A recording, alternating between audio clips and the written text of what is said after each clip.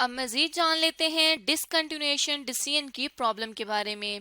जैसे कि अपनी लास्ट वीडियो में अभी तक हमने देखा कि हमने ओबी लॉन्ग को डिलीट करना था, जिसके लिए हमने 3 बातें समझी कि ओबी लॉन्ग से आने वाला तमाम रेवेन्यू जो है वो कंपनी लॉस्ट कर देगी। तो यहाँ पे हमने रेवेन्यू की फिगर को नेगेटिव में लिख दिया। साथ ही साथ हमने ये कहा कि वेरिएबल कॉस्ट जो है वो सेव हो जाएगी। और यहाँ पर हम देखें तो वेरिएबल कॉस्ट में मटेरियल, वेरिएबल ओवरहेड और लेबर को हमने सेविंग्स में डाल दिया और उसको हमने ऐड की फिगर में यहाँ पर शो कर दिया। अब क्वेश्चन को आगे बढ़ाते हैं तो यहाँ पर नेक्स्ट हमारे पास आ जाता है फिक्स प्रोडक्शन ओवरहेड, जिससे रिलेटेड एडिशनल इंफॉर्मेशन यहाँ पर अवेलेबल है, जिसमें ये कहा जाता है कि fix production overhead consist of some directly attributable fix cost. Fix production overhead में कुछ हिस्सा डायरेक्टली एट्रीब्यूटेबल फिक्स कॉस्ट का है, और हमने लास्ट वीडियो में भी ये बात की थी कि जो भी डायरेक्टली एट्रीब्यूटेबल फिक्स कॉस्ट होती हैं, जो कि सिर्फ उस प्रोडक्ट से रिलेटेड होती है फिक्स कॉस्ट, उसको हम सेव करते हैं, बाकी की फिक्स कॉस्ट सेव नहीं होती।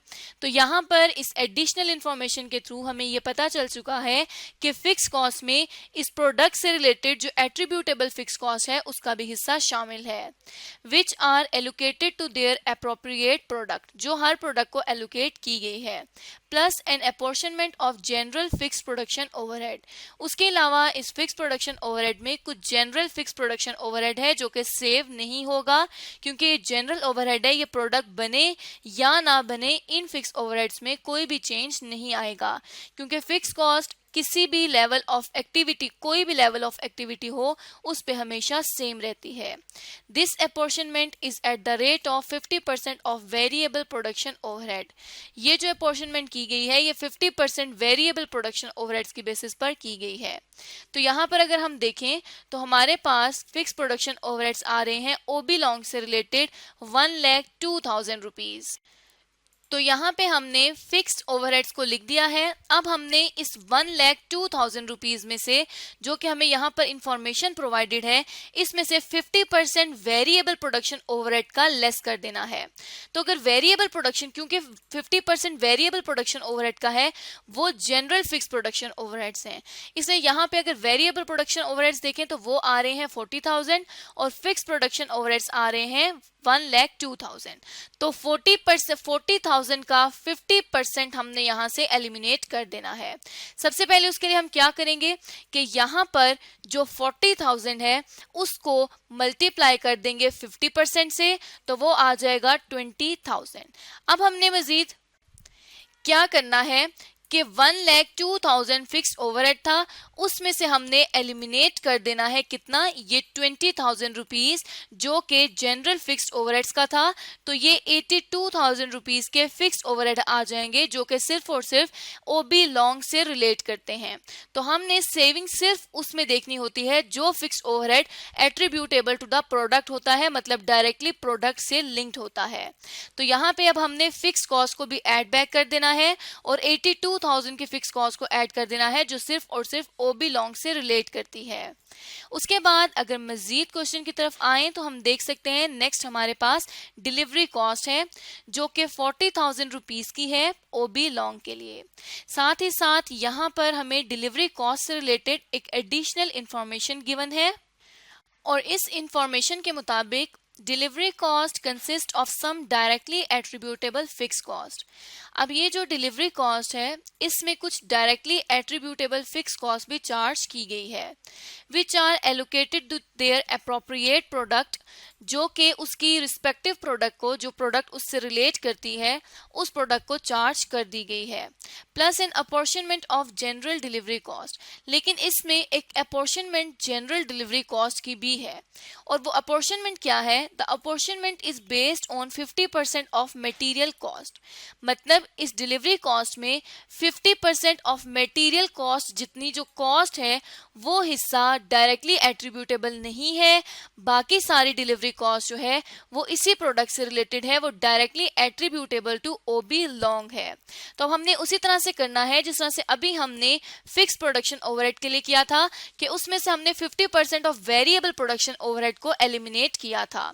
तो यहाँ पे हमने 50% ऑफ मटेरियल कॉस्ट को एलिमिनेट करना है। तो अगर यहाँ देखा जाए तो ओबी लॉन्ग की मटेरियल कॉस्ट 24,000 रुपीज की है। हम यहाँ पर अगेन से वर्किंग कर लेंगे। उस वर्किंग में हम डिलीवरी कॉस्ट की अब वर्किंग करेंगे, जिसमें ये कहा जाता है कि 24 जो है मटेरियल कॉस्ट, उसमें 50% हिस्सा जो है उसका जो 50% हिस्सा है वो डिलीवरी कॉस्ट में ऐड किया गया है। अब उसके लिए हम क्या करेंगे कि 40 में पहले इसको कर लेंगे कैलकुलेट। 24 को मल्टीप्लाई कर देंगे 0.50 से, 50% आ जाएगा 12। और अब हमने क्या करना है कि 40 में से जो कि डिलीवरी कॉस्ट है उसमें से इस 12 को लेस कर देना है। तो ये हमारे पास डिलीवरी कॉस्ट आ जाएगी जो कि सिर्फ और सिर्फ ओबी लॉन्ग से रिलेट करती है और कंपनी सिर्फ उसी कॉस्ट को सेव करेगी जो कि इस प्रोडक्ट से रिलेट करती है। तो यहाँ पर अब हम डिलीवरी कॉस्ट को भी ऐड कर देंगे और डिलीवरी कॉस्ट कितनी ऐड हो जाएगी 28,000 रुपीज, जो कि अभी हमने कैलकुलेट की है। उसके बाद लास्ट हम देखें तो एक और हमें जो कॉस्ट मिल रही है वो है सेलिंग कॉस्ट। सेलिंग कॉस्ट देखें तो वो 40,000 रुपीज आती है ओबी लॉन्ग की। और साथ ही साथ सेलिंग कॉस्ट के लिए भी हमें फर्दर इंफॉर्मेशन प्रोवाइडेड है, जिसमें कहा जाता है selling cost consist of 5% sales commission. Selling cost में 5% सेल कमीशन का हिस्सा है plus apportion general fix cost. और इसमें जो जनरल फिक्स कॉस्ट अपॉर्शन की गई है ओबी लॉन्ग को, उसका हिस्सा भी शामिल है। तो यहां से हमने क्या करना है कि जो सेल्स रेवेन्यू है हमारे पास ओबी लॉन्ग का 380, इसका 5% कमीशन लेके हमने सेलिंग कॉस्ट में से 40,000 में से उसको लेस कर देना है। उसी तरह से यहाँ पर इसके लिए भी हम वर्किंग करेंगे और वर्किंग में अगर हम देखें तो 5% ऑफ जो 380 है वो कंपनी की सिर्फ सेलिंग कॉस्ट है। तो यहाँ पे हम सिर्फ और सिर्फ सेलिंग कॉस्ट को लेस कर देंगे। ये सेविंग है, कॉस्ट सेविंग है, तो हम 19,000 को यहाँ पर ऐड बैक कर देंगे एज अ सेविंग। तो यहाँ पर अगर हम आए तो सेलिंग को हम लिखेंगे सेलिंग कॉस्ट को और 19,000 रुपीज को as a saving add back कर देंगे कंपनी के रेवेन्यू में। अब हमारे पास तमाम जो एलिमेंट्स हैं वो कवर हो गए हैं। उसके बाद एक और भी है जनरल ओवरहेड्स, जो कि ओबी लॉन्ग से रिलेट कर रहा है 38,000 रुपीज का। और फर्दर यहाँ पर और भी इंफॉर्मेशन प्रोवाइडेड है कि general overhead is fix cost which is apportion according to sales value. ये जनरल ओवरहेड जो है ये फिक्स कॉस्ट है जिसको अपॉर्शन किया गया है अकॉर्डिंग टू सेल्स वैल्यू।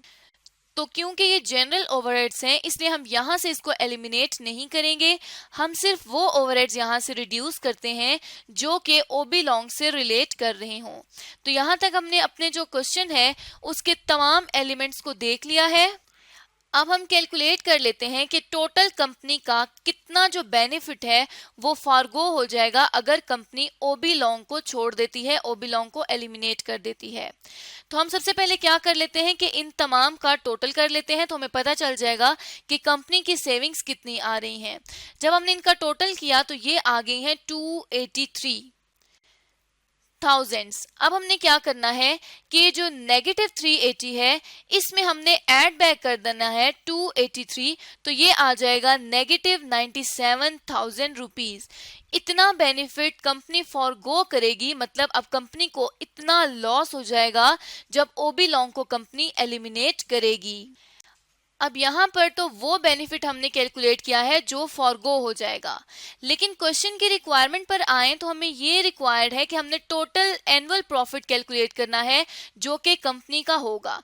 तो अगर यहाँ पर हम टोटल प्रॉफिट की बात करें तो टोटल प्रॉफिट आ रहा है 28,000 रुपीज और ये पॉजिटिव फिगर है, तो इसका मतलब है कि ये प्रॉफिट है। जबकि अगर नेगेटिव फिगर होती तो उसका मतलब होता कि ये कंपनी का लॉस है। तो हमने यहाँ पर क्या करना है, न्यू प्रॉफिट और लॉस को कैलकुलेट कर लेना है। उसके लिए सबसे पहले हम यहाँ देखेंगे कि ओल्ड प्रॉफिट कितना है। अगर ओल्ड प्रॉफिट को देखें तो क्वेश्चन के डेटा के मुताबिक 28,000 रुपीज का ओल्ड प्रॉफिट है, जबकि अगर हम न्यू प्रॉफिट को देखें तो ये वो बेनिफिट है जो कंपनी फॉरगो करेगी। तो इस बेनिफिट को हमने, जो कंपनी लॉस कर रही है, इस लॉस्ट अमाउंट को हमने ओल्ड प्रॉफिट में से लेस करना है। तो यहाँ पर इसको हम कंसीडर करेंगे कि ये न्यू प्रॉफिट आ रहा है। तो न्यू प्रॉफिट जो है उसको हम अगर देखें तो वो आ रहा है 97,000 रुपीज का। ओल्ड प्रॉफिट जो है वो पॉजिटिव में है, लेकिन ये न्यू प्रॉफिट नहीं है बल्कि ये नेगेटिव है। तो ये जो अमाउंट है वो लॉस्ट हो रही है, तो ये न्यू लॉस आ जाएगा। और अब टोटल अगर न्यू लॉस कैलकुलेट करें कंपनी के लिए तो उसके लिए हम क्या करेंगे कि 97,000 में से अगर 28,000 में से अगर हम लेस कर दें 97,000 तो वो नेगेटिव 69,000 रुपीज आ जाता है टोटल न्यू लॉस। तो इसका ये मतलब हुआ कि अगर कंपनी ओबी लॉन्ग को एलिमिनेट कर देती है तो पहले तो कंपनी को प्रॉफिट हो रहा था 28,000 रुपए का, लेकिन अब कंपनी को ओवरऑल टोटल लॉस हो जाएगा 69,000 रुपीज का। अब यहाँ पे अगर सिर्फ इसी डेटा के मुताबिक डिसीजन मेकिंग करनी है तो हो सकता है कि कंपनी अपनी इस प्रोडक्ट को डिसकंटिन्यू ना करे, लेकिन हो भी सकता है कि कंपनी अपनी इस प्रोडक्ट को डिसकंटिन्यू कर दे। डिसकंटिन्यू क्यों कर देगी कि हो सकता है यहाँ पर इस प्रोडक्ट की मार्केट ना हो या कंपनी इस प्रोडक्ट को फर्दर मैनेज ना कर सकती हो, इसलिए कंपनी उसको लॉस होते हुए भी डिसकंटिन्यू कर दे। तो इस तरह से कंपनी अपनी सिचुएशन के मुताबिक डिसीजन मेकिंग करेगी। तो आज की इस वीडियो में हमने जाना कि कोई भी ऑर्गेनाइजेशन डिसकंटिन्यूएशन डिसीजन से रिलेटेड अपने प्रॉब्लम को किस तरह से सॉल्व कर सकती है, और हमने ब्रिज लिमिटेड कंपनी के लिए इस प्रॉब्लम को सॉल्व किया।